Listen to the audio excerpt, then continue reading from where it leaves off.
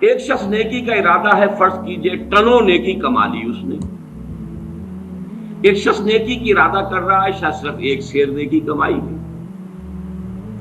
ہماری نگاہ ظاہر بین میں وہ ایک سیر بے حقیقت ہے ٹنوں کے مقابلے میں، لیکن ہو سکتا ہے کہ جو شاکلہ تھا اس کے اعتبار سے یہ ایک سیر جو ہے وہ بھی بہت بڑی اچیومنٹ.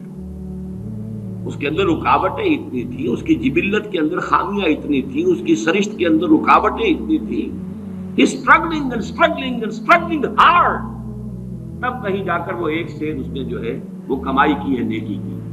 اور ایک وہ ہے کہ جس کی جبلت میں، جس کی سرشت میں، جس کی خلقت میں آسانیاں تھیں، موجود تھیں، وہ ٹنوں بھی لے گیا ہے. تو ہو سکتا ہے اللہ کی میزان میں وہ ایک سیر ٹنوں کے مقابلے میں زیادہ وزنی ہو. یہ ہے نہایت پر امید بات. پہلا جو ہے وہ پر امید معاملہ کیا ہے کہ ہم ہیں، ہماری نفی نہیں ہے، میرا چوائس، میری مرضی، میری پسند، اس کو بھی اول دخل ہے. دوسرا، میری رسپانسبلٹی جو ہے اللہ کے ہاں وہ اس مقدار پر نہیں ہوگی، بلکہ میرے شاکلہ کے اعتبار سے مجھے ایسس کیا جائے. اس کو 5 مرتبہ، میں پچھلی مرتبہ وہ 5 آیات آپ کو سنا چکا.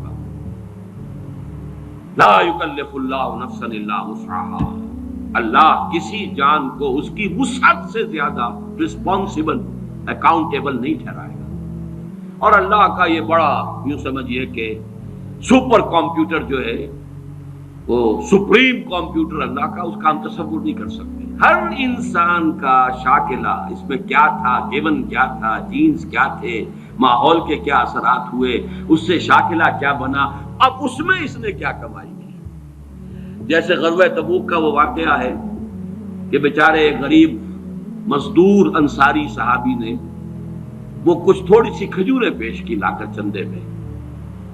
ساری رات محنت کی کسی یہودی کے باغ میں، وہاں محنت کر کے آبیاری کی باغ کی، اور جو صبح کو کھجوریں ملی کچھ، اس میں سے آدھی گھر والوں کو دے دی، یہ دن بھر کا راشن ہے، آدھی لا کر حضور کی خدمت میں پیش کر دی.